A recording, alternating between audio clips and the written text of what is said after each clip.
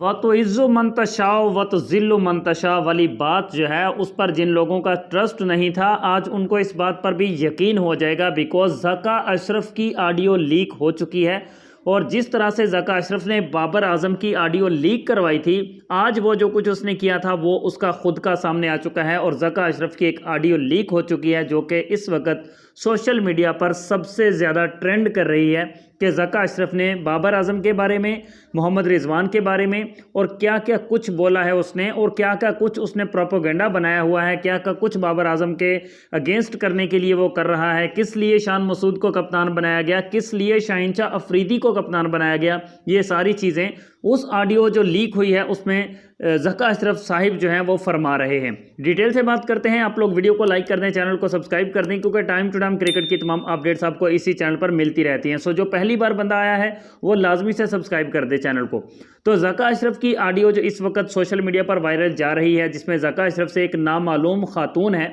जो ज़का अशरफ को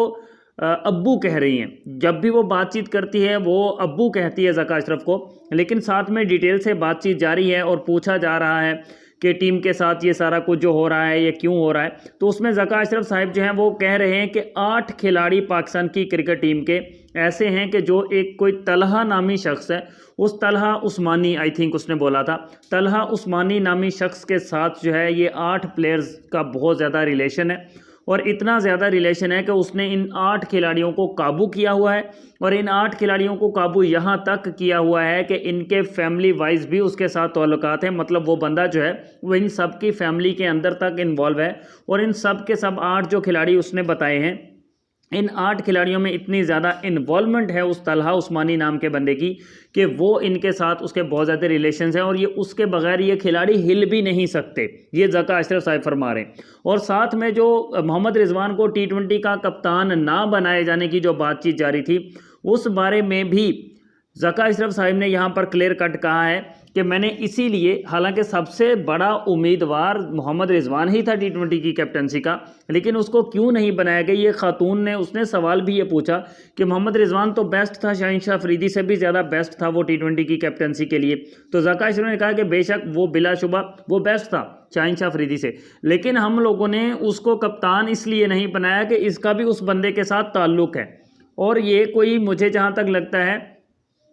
कोई साया कारपोरेशन नाम का कोई इदारा है और उस साया कारपोरेशन नाम के इदारे के साथ जो पीसीबी का कंट्रीब्यूशन था, ज़का अशरफ ने कहा कि वो तलहा उस्मानी नाम के बंदे के साथ जो है वो इनके कॉन्ट्रैक्ट साइन हुए हैं इन प्लेयर्स के। मतलब ये कि यहाँ पर पीसीबी का जो बोर्ड है वो अपनी टीम के टॉप के परफॉर्मेंसेस को नहीं देख रहा कि हमारी टीम में परफॉर्म टॉप कर कौन कर रहा है, बल्कि वो ये कह रहा है कि पीसीबी जो है वो दूसरे को नीचा दिखाने की कोशिश कर रहे हैं। अगर भाई साहब ये बात है कि ये तलहा उस्मानी नाम के बंदे के साथ बाबर आजम के, रिजवान के और इस तरह के प्लेयर्स के ताल्लुकात हैं, तो फिर सीधा सीधा उन पर एक्शन लेने की ज़रूरत है। फिर सीधा सीधा उन पर एक्शन लेके भाई उसके साथ इसके क्यों ताल्लुकात हैं, उनके बगैर ये क्यों फैसले नहीं कर सकते। ये कप्तानी से हटाए जाने वाली कहानी की समझ नहीं आई है। ज़का अशरफ ने कहा कि मैंने बाबर आजम से कहा था कि बाकी की कप्तानी तुम छोड़ दो, लेकिन टेस्ट की कप्तानी तुम अपने पास रखो, जिसके बारे में बाबर ने कहा कि भाई मैं अपने घर में मशवरा करके फिर आपको जवाब दूंगा। और उसके बाद ज़का अशरफ ने कहा कि बाबर आजम ने अपने घर में मशवरा नहीं किया, बल्कि इसने उस तलहा उस्मानी नाम को कॉल की, उससे कॉल करके मशवरा किया और उसने कहा कि तुम सारी छोड़ दो, सारी कप्तानी छोड़ दो, और इसने छोड़ दी।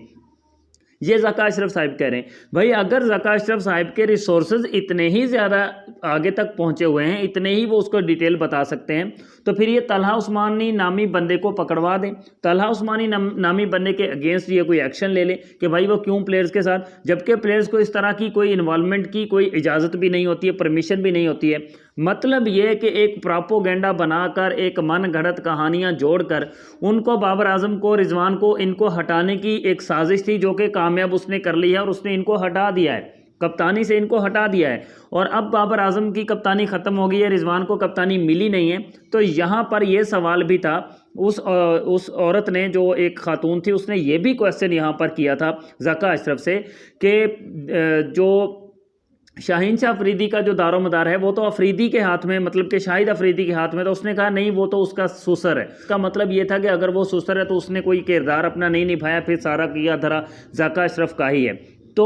वो एक ऑडियो जो अगर आप सुनना चाहें तो आप सीधा सीधा एक्स पर जाकर, मतलब कि ट्विटर अकाउंट पर जाकर, सोशल मीडिया पर जाकर वो सुन सकते हैं। मैं आपको यहाँ पर नहीं सुना सकता बिकॉज कॉपीराइट का कोई इशू हो सकता है, इसलिए मैं यहाँ पर आपको वो नहीं सुना सकता। लेकिन ज़का अशरफ पीसीबी को तबाह बर्बाद करने पर फुल तुला हुआ है और वो अनकरीब पाकिस्तान की क्रिकेट टीम को बिल्कुल पाकिस्तान की हॉकी की टीम की तरह से तबाह बर्बाद करके फेंक देगा। बिकॉज जनवरी फरवरी में जाकर इलेक्शन होने हैं पाकिस्तान में और नई जो हुकूमत है वो आ जाएगी। नई हुकूमत कुछ भी आए, कोई पता नहीं है कि पीसीबी का चेयरमैन फिर किसको बनाया जाएगा। उससे पहले पहले ज़का अशरफ जो है वो पाकिस्तान की क्रिकेट टीम को इस वक्त फुल तबाह बर्बाद करने पर तुला हुआ है। और ये एक ऑडियो जो लीक हो चुकी है ज़का अशरफ की, वो साफ साफ ये बताती है कि वो पाकिस्तान क्रिकेट टीम के साथ कितना मुखलिस है।